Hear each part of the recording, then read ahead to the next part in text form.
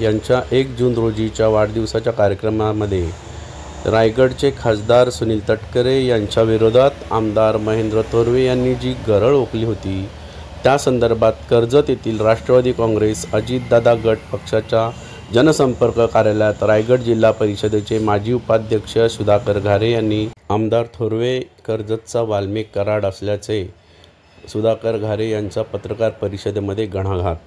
शाश्वती आहे आणि आमचं न्यायालयावर विश्वास आहे.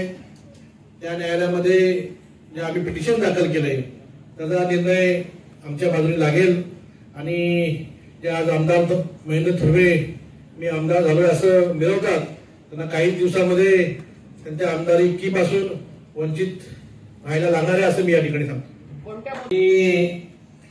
आदरणीय तटकरे साहेबांसारख्या मोठ्या नेत्यावर टीका केली की आपलं नाव मीडियामध्ये येतं, आपला फोटो मीडियामध्ये येतं आणि आपण चर्चेत राहतो. आणि आदरणीय तटकरे साहेबांसारख्या एक देशाच्या नेत्यावर टीका केली की आपला महिनाभराचा प्रचार आणि प्रसार होतो. यासाठी महेंद्र थोरवे काहीतरी चुकीच्या पद्धतीने टीका करत असतात. तटकरे साहेब ह्याच्यापेक्षा जास्त मताधिक्याने निवडून येतील.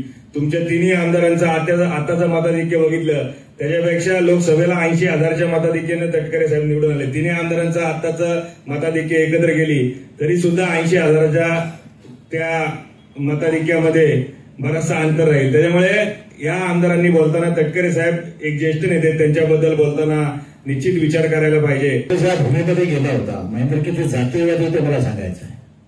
महेंद्र ज्या भूमीत गेला होता ते महाडची भूमी जशी छत्रपती शिवप्रभूंच्या पदस्पर्शाने पावन झाली आहे तसंच ते डॉक्टर बाबासाहेब आंबेडकरांच्या अतिशय समतेच्या त्या आंदोलनाच्यामुळे पवित्र झाली आहे. त्या महेंद्र थोरवेला बाबासाहेबांचं नाव घेताना परवा लाज वाटली होती का हा माझा महेंद्रला प्रश्न आहे.